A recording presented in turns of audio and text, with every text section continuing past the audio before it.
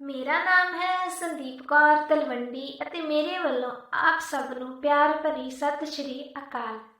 ਮੇਰਾ ਅੱਜ ਦਾ ਵਿਸ਼ਾ ਹੈ ਸਾਡਾ ਖਾਣ ਪਾਣ ਅਤੇ ਸਾਡੇ ਲਈ ਸ਼ਾਕਾਹਾਰੀ ਖਾਣਾ ਵਧੀਆ ਹੈ ਜਾਂ ਮਾਸਾਹਾਰੀ। ਸਿਆਣੇ ਕਹਿੰਦੇ ਹਨ ਕਿ ਜਿਹੋ ਜਿਹੇ ਵਿਚਾਰ ਇਨਸਾਨ ਦੇ ਮਨ ਦੇ ਅੰਦਰ ਪੈਦਾ ਹੁੰਦੇ ਹਨ, ਇਨਸਾਨ ਉਹੋ ਜਿਹਾ ਹੀ ਬਣ ਜਾਂਦਾ ਹੈ ਅਤੇ ਮਨ ਵਿੱਚ ਵਿਚਾਰਾਂ ਦਾ ਪੈਦਾ ਹੋਣਾ ਕਈ ਤੱਥਾਂ 'ਤੇ ਨਿਰਭਰ ਕਰਦਾ ਹੈ। ਜਿਵੇਂ ਕਿ ਨੰਬਰ 1, ਸਾਡੇ ਅੰਦਰ ਹੈਰੀਡਿਟੀ ਜੀਨਸ, ਜੋ ਕਿ ਸਾਡੇ ਖਾਨਦਾਨ ਤੋਂ ਸਾਨੂੰ ਪ੍ਰਾਪਤ ਹੁੰਦੇ ਹਨ, ਜਿਵੇਂ ਸਾਡੇ ਗੁਣ ਔਗੁਣ, ਸਾਡਾ ਸੁਭਾਅ ਆਦਿ। ਨੰਬਰ 2, ਸਾਡਾ ਮਾਹੌਲ, ਸਾਡਾ ਵਾਤਾਵਰਣ।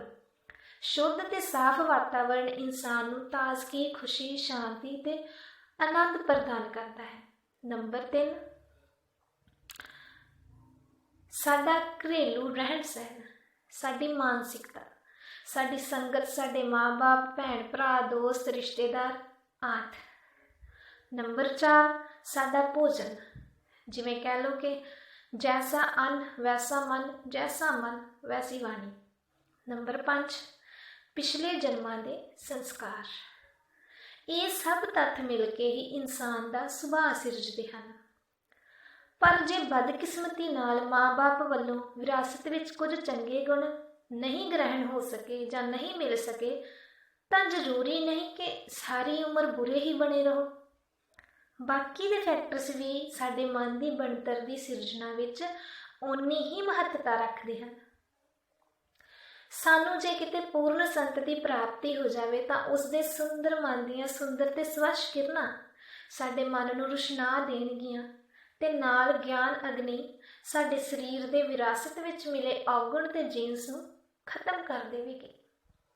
ਸੰਗਤ ਦੀ ਰੰਗਤ ਜ਼ਰੂਰ ਚੜ੍ਹਦੀ ਹੈ ਅਤੇ ਇਸ ਤੋਂ ਇਲਾਵਾ ਭੋਜਨ ਵੀ ਇੱਕ ਮਹੱਤਵਪੂਰਨ ਤੱਤ ਹੈ। ਬਹੁਤ ਵਧੀਆ ਵਿਰਾਸਤੀ ਸੁਭਾਅ, ਵਧੀਆ ਆਲਾ ਦੁਆਲਾ, ਮਾਨਸਿਕ ਅਤੇ ਭੌਤਿਕ ਅਤੇ ਵਧੀਆ ਸੰਗਤ ਵੀ ਜੇਕਰ ਸਾਡੇ ਕੋਲ ਹੈ, ਪਰ ਜੇ ਕਿਤੇ ਸਾਡਾ ਭੋਜਨ ਠੀਕ ਨਹੀਂ ਤਾਂ ਸਾਡਾ ਪੂਰਨ ਵਿਕਾਸ ਨਹੀਂ ਹੋ ਸਕਦਾ।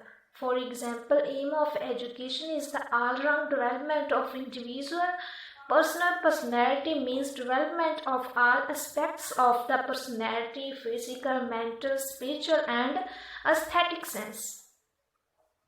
ਕਿਉਂਕਿ ਭੋਜਨ ਮਨ ਉੱਪਰ ਸਿੱਧਾ ਅਤੇ ਤੇਜ਼ੀ ਨਾਲ ਅਸਰ ਪਾਉਣ ਵਾਲਾ ਕਾਰਕ ਹੈ।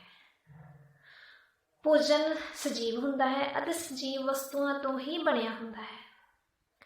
ਇਸ ਲਈ ਉਹਨਾਂ ਜੀਵਾਂ ਦੇ ਗੁਣ ਔਗੁਣਾਂ ਦਾ ਖਾਣ ਵਾਲੇ ਉੱਪਰ ਵੀ ਪੂਰਾ ਅਸਰ ਪੈਂਦਾ ਹੈ। ਕਈ ਲੋਕ ਸੋਚਦੇ ਹਨ ਕਿ ਇਹ ਕਿਵੇਂ ਹੋ ਸਕਦਾ ਹੈ, ਮੂਲੀਆਂ, ਗਾਜਰਾਂ, ਆਟਾ ਸਾਡੇ ਤੇ ਕੀ ਅਸਰ ਪਾ ਦੇਣਗੇ, ਇਹ ਤਾਂ ਸਧਾਰਨ ਖਾਣਾ ਹੀ ਹੈ। ਪਰ ਜੇ ਇਸ ਖਾਣੇ ਦਾ ਕੋਈ ਅਸਰ ਨਹੀਂ ਪੈਂਦਾ ਤਾਂ ਫਿਰ ਜ਼ਹਿਰ ਦਾ ਅਸਰ ਕਿਵੇਂ ਪੈਂਦਾ ਹੈ? ਉਹ ਕਿਉਂ ਪੈਂਦਾ ਹੈ ਅਸਰ? ਖਾਣੇ ਨੇ ਤਾਂ ਅਸਰ ਪਾਉਣਾ ਹੀ ਹੈ।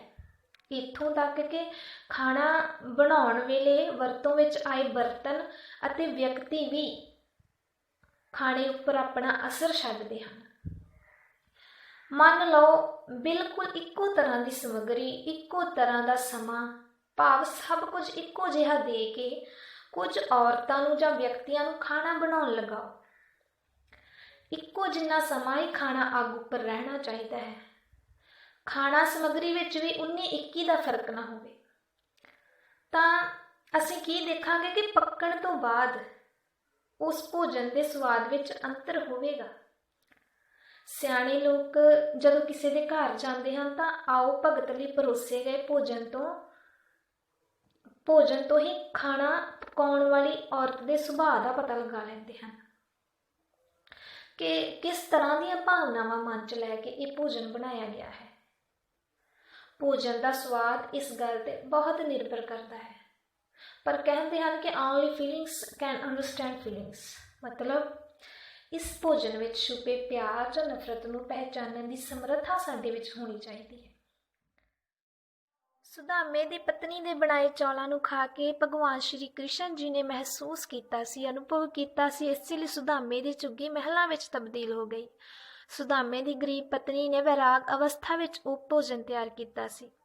ਉਸਨੇ ਰੋਂਦੀ ਨੇ ਉਹ ਭੋਜਨ ਤਿਆਰ ਕੀਤਾ ਸੀ। ਉਹ ਸੋਚ ਰਹੀ ਸੀ ਕਿ ਉਹ ਆਪਣੀ ਗਰੀਬੀ ਦੇ ਕਰਕੇ ਭਗਵਾਨ ਜੀ ਨੂੰ ਸਿਰਫ ਇਹ ਚੌਲ ਹੀ ਭੇਜ ਰਹੀ ਹੈ। ਜੇ ਉਹ ਅਮੀਰ ਹੁੰਦੀ ਤਾਂ ਉਹ ਕਿੰਨੇ ਵਧੀਆ ਵਧੀਆ ਭੋਜਨ ਆਪਣੇ ਪ੍ਰਭੂ ਲਈ ਭੇਜਦੀ। ਉਸ ਭੋਜਨ ਨੂੰ ਖਾ ਕੇ ਭਗਵਾਨ ਜੀ ਬਹੁਤ ਰੋਏ ਅਤੇ ਉਸ ਦੀ ਅੰਤਰ ਇੱਛਾ ਪੂਰੀ ਕੀਤੀ। ਵਿਦੁਰਾਣੀ ਦਾ ਸਾਗ, ਜੋ ਕਿ ਭੌਤਿਕ ਪੱਖੋਂ ਸਵਾਦ ਨਹੀਂ ਸੀ, ਉਸ ਵਿੱਚ ਲੂਣ ਨਹੀਂ ਸੀ ਪਾਇਆ ਹੋਇਆ, ਕ੍ਰਿਸ਼ਨ ਜੀ ਨੂੰ ਕਿੰਨਾ ਸਵਾਦ ਲੱਗਾ ਸੀ। ਇਹ ਵਿਦੁਰਾਣੀ ਦੇ ਪਿਆਰ ਦੀ ਮਾਤਰਾ ਤੇ ਨਿਰਭਰ ਕਰਦਾ ਸੀ, ਲੂਣ ਦੀ ਕਮੀ ਤੇ ਨਹੀਂ। ਸ਼੍ਰੀ ਗੁਰੂ ਨਾਨਕ ਦੇਵ ਜੀ ਨੂੰ ਭਾਈ ਲਾਲੋ ਦੀ ਰੋਟੀ ਵਿੱਚ ਦੁੱਧ ਨਜ਼ਰ ਆਇਆ ਤੇ ਮਲਿਕ ਭਾਗੋ ਦੀ ਰੋਟੀ ਵਿੱਚ ਲਹੂ। ਭਾਵਨਾ ਦਾ ਭੋਜਨ ਉੱਪਰ ਅਸਰ ਦੀ ਅਦੁੱਤੀ ਮਿਸਾਲ ਹੈ। ਕਿਸ ਭਾਵਨਾ ਨਾਲ ਤੇ ਕਿਸ ਤਰੀਕੇ ਨਾਲ ਭੋਜਨ ਪਰੋਸਿਆ ਜਾਂਦਾ ਹੈ, ਇਸ ਦਾ ਵੀ ਖਾਣ ਵਾਲੇ ਉੱਪਰ ਅਸਰ ਪੈਂਦਾ ਹੈ।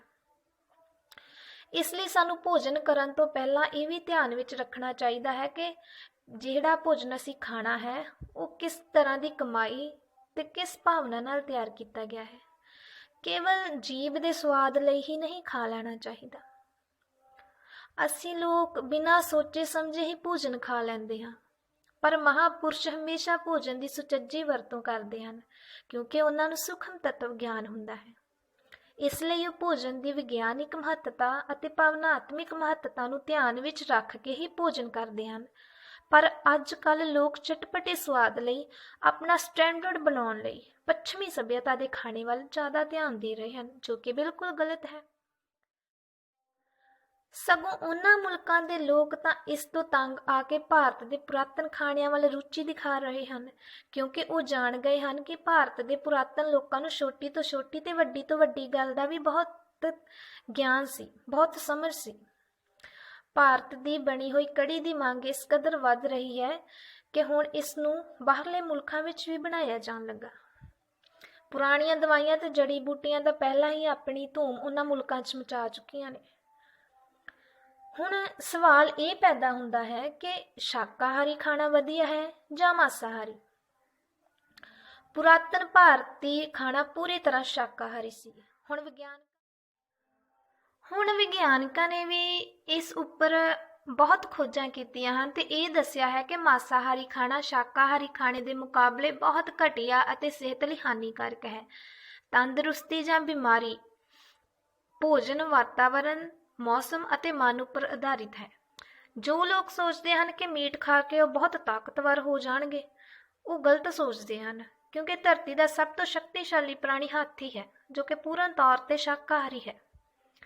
ਅਨੇਕ ਚੋਟੀ ਦੇ ਖਿਡਾਰੀ ਜੋ ਸ਼ਾਂਤ ਅਤੇ ਗੰਭੀਰ ਸੁਭਾਅ ਦੇ ਹੁੰਦੇ ਹਨ, ਉਹ ਸ਼ਾਕਾਹਾਰੀ ਹਨ। ਮਨੁੱਖ ਦੀ ਮੂਲ ਰਚਨਾ ਵੀ ਇਸ ਨੂੰ ਸ਼ਾਕਾਹਾਰੀ ਸਿੱਧ ਕਰਦੀ ਹੈ, ਕਿਉਂਕਿ ਮਾਸਾਹਾਰੀਆਂ ਦੀ ਜੀਭ, ਤਿੱਖੇ ਦੰਦ ਅਤੇ ਮੂੰਹ ਦੀ ਲਾਰ ਸ਼ਾਕਾਹਾਰੀਆਂ ਨਾਲੋਂ ਵੱਖਰੀ ਹੁੰਦੀ ਹੈ। ਉਹਨਾਂ ਦਾ ਮਿਹਦਾ ਵੀ ਬਹੁਤ ਸਟਰੋਂਗ ਹੁੰਦਾ ਹੈ, ਪਰ ਮਨੁੱਖ ਦੀ ਪਾਚਨ ਪ੍ਰਣਾਲੀ ਬਹੁਤ ਕੋਮਲ ਹੈ। ਇਹ ਸਿਰਫ ਕੋਮਲ ਭੋਜਨ ਲਈ ਹੀ ਬਣਾਈ ਗਈ ਹੈ। ਗਲਤ ਭੋਜਨ ਖਾ ਕੇ ਮਨੁੱਖ ਇਸ ਦੀ ਦੁਰਵਰਤੋਂ ਕਰਦਾ ਹੈ। ਮਾਸਾਹਾਰੀਆਂ ਦੀ ਛੋਟੀ ਅੰਤੜੀ ਹੀ ਸ਼ਾਕਾਹਾਰੀਆਂ ਦੇ ਮੁਕਾਬਲੇ ਛੋਟੀ ਹੁੰਦੀ ਹੈ, ਜਿਸ ਕਰਕੇ ਮਾਸਾਹਾਰ ਜ਼ਿਆਦਾ ਦੇਰ ਤੱਕ ਹਜ਼ਮ ਨਹੀਂ ਹੁੰਦਾ। ਜਦੋਂ ਕੁਦਰਤ ਨੇ ਇਸ ਨੂੰ ਬਣਾਇਆ ਹੀ ਸ਼ਾਕਾਹਾਰੀ ਹੈ ਤਾਂ ਮਾਸ ਖਾਣਾ ਕੁਦਰਤ ਦੇ ਨਿਯਮਾਂ ਦੇ ਖਿਲਾਫ ਹੈ। ਫਿਰ ਸਭ ਤੋਂ ਅਨੋਖੀ ਗੱਲ ਤਾਂ ਇਹ ਹੈ ਕਿ ਸ੍ਰਿਸ਼ਟੀ ਵਿੱਚ ਮਨੁੱਖ ਹੀ ਅਜਿਹਾ ਪ੍ਰਾਣੀ ਹੈ ਜੋ ਆਪਣੇ ਕੁਦਰਤੀ ਆਹਾਰ ਵਿੱਚ ਤਬਦੀਲੀ ਕਰਕੇ ਸਭ ਨੂੰ ਖਾਣ ਵਾਲਾ ਬਣ ਗਿਆ ਹੈ, ਸਭ ਜੀਵਾਂ ਨੂੰ ਖਾਂਦਾ ਹੈ। ਇਹੀ ਅਜਿਹਾ ਜੀਵ ਹੈ ਜੋ ਸੁਭਾਅ ਵਸ ਪੇਟ ਭਰੇ ਰਹਿਣ ਤੇ ਵੀ ਭੋਜਨ ਉੱਤੇ ਕਾਬੂ ਨਹੀਂ ਪਾ ਸਕਦਾ। ਫॉर ਐਗਜ਼ਾਮਪਲ, ਭੋਜਨ ਸਾਨੂੰ ਊਰਜਾ ਦਿੰਦਾ ਹੈ, ਜਿਸ ਨੂੰ ਅਸੀਂ ਕੈਲੋਰੀਜ਼ ਵਿੱਚ ਮਾਪਦੇ ਹਾਂ।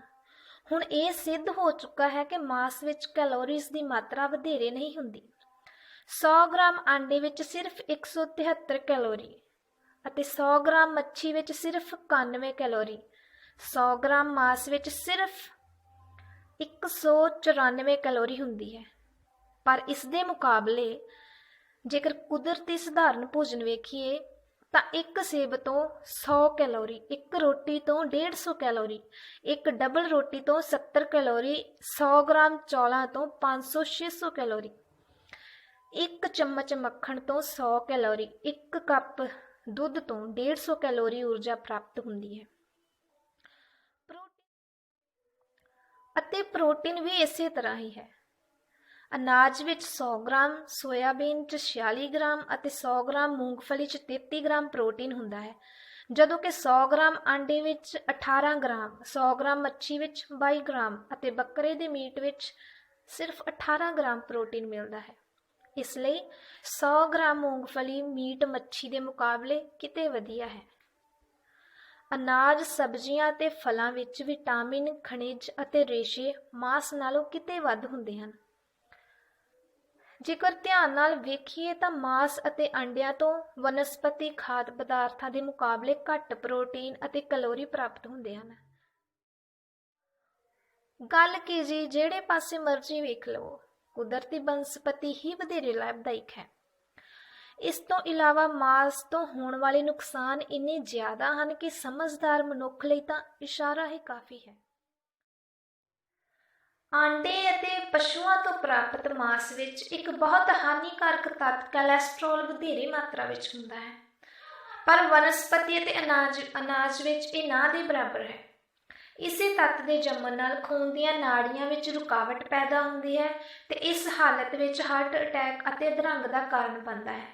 ਕੱਚਾ ਜਾਂ ਅੱਧ ਪੱਕਿਆ ਅੰਡਾ ਖਾਣ ਨਾਲ ਸਾਲਮੋਨੇਲਾ ਦੁਆਰਾ ਪੈਦਾ ਹੋਏ ਇਨਫੈਕਸ਼ਨ ਰੋਗਾਂ ਦਾ ਖਤਰਾ ਰਹਿੰਦਾ ਹੈ। ਕੱਚਾ ਜਾਂ ਅੱਧ ਪੱਕਿਆ ਮਾਂਸ ਖਾਣ ਨਾਲ ਟ੍ਰਾਈਕੋਨੋਸਿਸ, ਮਿਰਗੀ, ਸਿਸਟਰ ਸਰਕੋਸਿਸ ਅਤੇ ਅੰਤੜੀਆਂ 'ਚ ਕਈ ਤਰ੍ਹਾਂ ਦੇ ਕਿਰਮ ਕੀੜੇ ਹੋ ਜਾਂਦੇ ਹਨ। ਕੋਈ ਕਿਰਮ ਤਾਂ 2 ਮੀਟਰ ਲੰਬੇ ਤੱਕ ਹੁੰਦੇ ਹਨ। ਹੀਨੀਆ, ਸੁਲੇਮੀਆ ਅਤੇ ਸੈਸਨਾਟਾ। ਸਾਡੇ ਪੁਰਾਤਨ ਗ੍ਰੰਥਾਂ ਅਨੁਸਾਰ ਗਊ ਮਾਂਸ ਖਾਣਾ ਬਹੁਤ ਮਾੜਾ ਸਮਝਿਆ ਜਾਂਦਾ ਹੈ। ਭਗਵਾਨ ਕ੍ਰਿਸ਼ਨ ਗਊਆਂ ਨਾਲ ਬਹੁਤ ਹੀ ਪਿਆਰ ਕਰਦੇ ਸਨ ਤਾਂ ਕਿ ਲੋਕ ਉਹਨਾਂ ਨੂੰ ਨਾ ਮਾਰਨ ਅਤੇ ਨਾ ਖਾਣ। ਪਰ ਯੂਰਪੀ ਦੇਸ਼ਾਂ ਵਿੱਚ ਹਰ ਜੀਵ ਦਾ ਮਾਂਸ ਵਰਤਿਆ ਜਾਂਦਾ ਹੈ, ਗਊ ਮਾਂਸ ਵੀ। ਪਰ ਇਸ ਦੇ ਭਿਅੰਕਰ ਨਤੀਜਿਆਂ ਤੋਂ ਉਹ ਹੁਣ ਜਾਣੂ ਹੋਏ ਹਨ।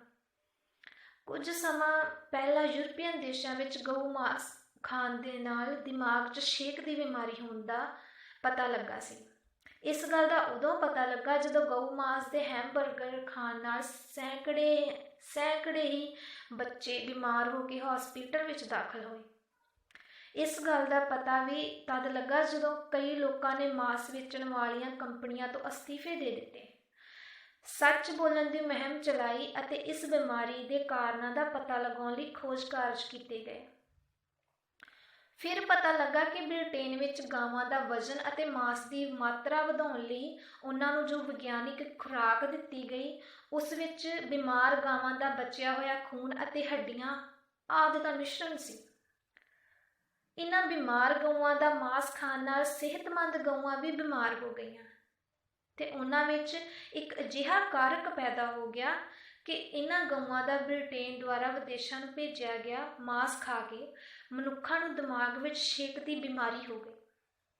ਫਿਰ ਇਸੇ ਬਿਮਾਰੀ ਨੂੰ ਖਤਮ ਕਰਨ ਲਈ ਪਤਾ ਨਹੀਂ ਕਿੰਨੀਆਂ ਕੁ ਗਊਆਂ ਨੂੰ ਬ੍ਰਿਟੇਨ ਵਿੱਚ ਕਤਲ ਕੀਤਾ ਗਿਆ।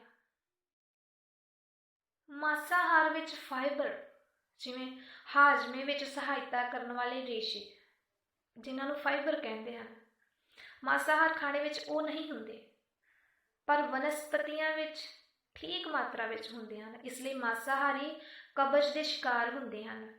ਇਸੇ ਲਈ ਬਾਕੀ ਰੋਗ, ਗੈਸ, ਸਿਰ ਦਰਦ, ਬਵਾਸੀਰ ਤੇ ਅੰਤੜੀਆਂ ਦੇ ਰੋਗ ਕਬਜ਼ ਹੋਣ ਕਰਕੇ ਹੀ ਹੁੰਦੇ ਹਨ। ਹੁਣ ਇਹ ਜੋ ਕਰੋਨਾ ਮਹਾਮਾਰੀ ਹੈ, ਇਹ ਵੀ ਤਾਂ ਕਿਸੇ ਘਾਤਕ ਜੀਵ ਦਾ ਮਾਂਸ ਖਾਣ ਕਰਕੇ ਹੀ ਫੈਲਣ ਦੇ ਸ਼ੰਕੇ ਮਿਲੇ ਹਨ। ਸੋ ਸਾਨੂੰ ਮਾਸਾਹਾਰੀ ਖਾਣਾ ਨਹੀਂ ਖਾਣਾ ਚਾਹੀਦਾ। ਵਿਸ਼ਵ ਭਰ ਵਿੱਚ ਲੰਮੀ ਉਮਰ ਦੇ ਮਨੁੱਖਾਂ ਵਿੱਚ ਸ਼ਾਕਾਹਾਰੀਆਂ ਦੀ ਗਿਣਤੀ ਮਾਸਾਹਾਰੀਆਂ ਨਾਲੋਂ ਵੱਧ ਹੈ।